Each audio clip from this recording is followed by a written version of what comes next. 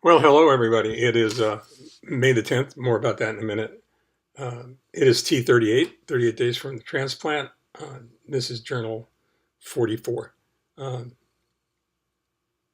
T 38 is important because that means that there are 62 more days, 2 months, till we hit day 100, and that's a major milestone. And I'm looking forward to it, even though it means a fifth bone marrow biopsy. Um, you like the hat? I had somebody comment on my hat before, and I think it looks pretty cool actually. But it's part of what my wife Leslie refers to as the Unabomber look. So I'm thinking about putting the mask on, my friendly mask, and walking into a bank. What do you think?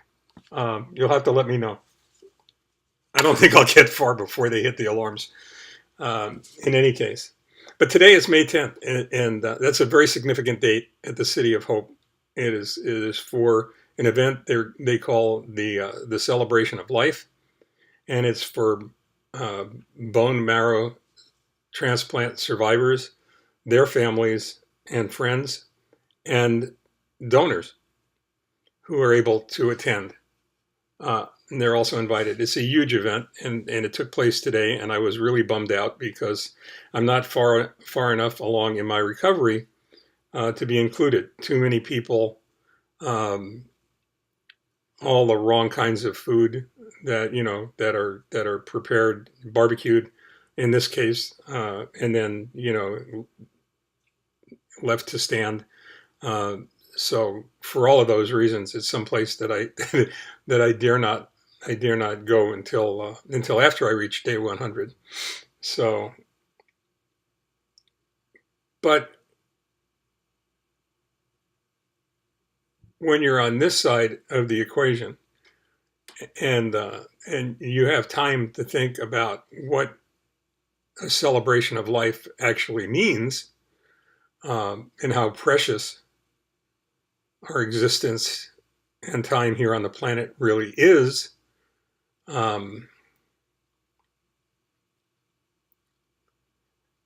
it's worthy of comment, I think.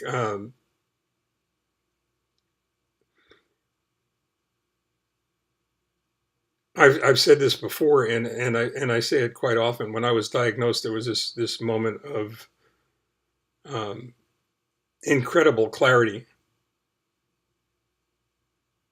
especially about your own mortality. But I mean, I don't know if I've told this story before, but when I was diagnosed, after the bone marrow, when they had the results, because in order to bone marrow biopsy, in order to go ahead and make the diagnosis of primary myelofibrosis, you really need to dig into the marrow to find out if there is a mutant uh, protein.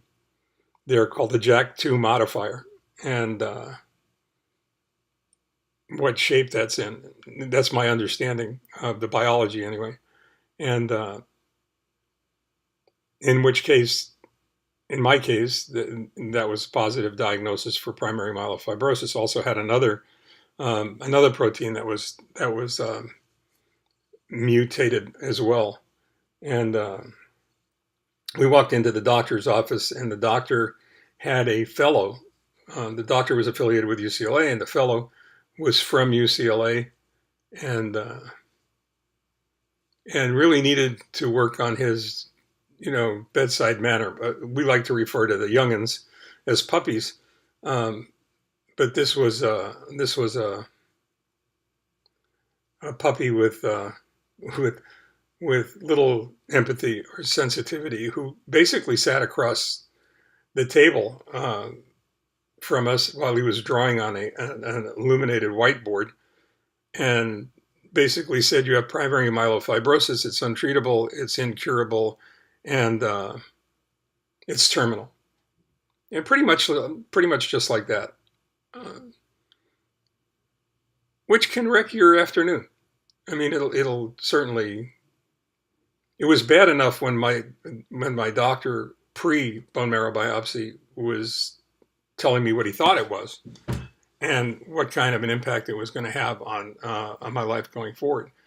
Uh, So you have this moment of abject clarity where you realize your own mortality, you realize what's important, you recognize at that particular moment you got to go home, you got to call your lawyer, you got to call your accountant, you got to get your house in order, as they say, because you really have no way of knowing, how long before you symptomize, and then when you symptomize, how bad it's going to be, and or how quick the journey um, you're on is going to end, and that's a difficult thing to come to grips with.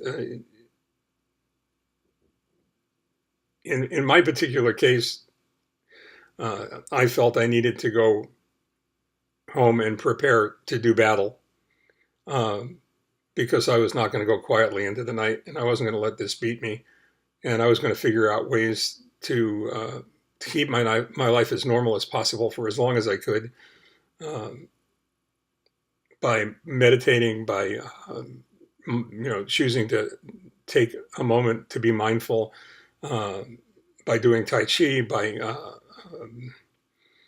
doing spin classes 3 times a week. I mean, just a myriad number of things to do. And also at that particular point, recognizing that every doctor I had, and at that time it was three oncologists, one at UCLA, directly at UCLA at the hospital, the college, university, my UCLA hematologist oncologist out in Westlake, Thousand Oaks, Agoura, and Dr. Snyder here at the City of Hope, and all of whom said that one of the most important things that you can do is to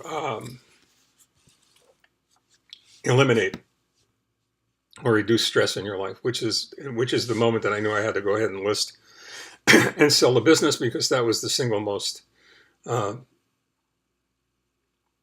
single most obvious source of stress in my life. And you start to get selfish when you realize that you are mortal and that your time is limited, and you want to spend it judiciously. You want to spend it very, very carefully. It wasn't until 5 years later, and I started to symptomize, that talk of a transplant came up. And when that happened, I didn't hesitate. The choice, as I've mentioned many times before, the choices are pretty clear, and the stem cell bone marrow transplant was an option. Otherwise I didn't have an option. Uh, so I turned around and told the doctor, I said, I don't care. I don't care what's involved. I don't care how difficult it is. Put me on the path, and I'll meet you at the other end. And so an event for the thousands, and they anticipated there would be 3,000 people there, and according to one of the patients here, who was on day 94, I think, post-transplant, which means that they're going home in 6 days, and they'll only have to come back once a week. They can drive in once a week rather than being, here at the hotel. There were thousands of people there. They gave out ponchos. People got wet. They did, and nobody seemed to mind,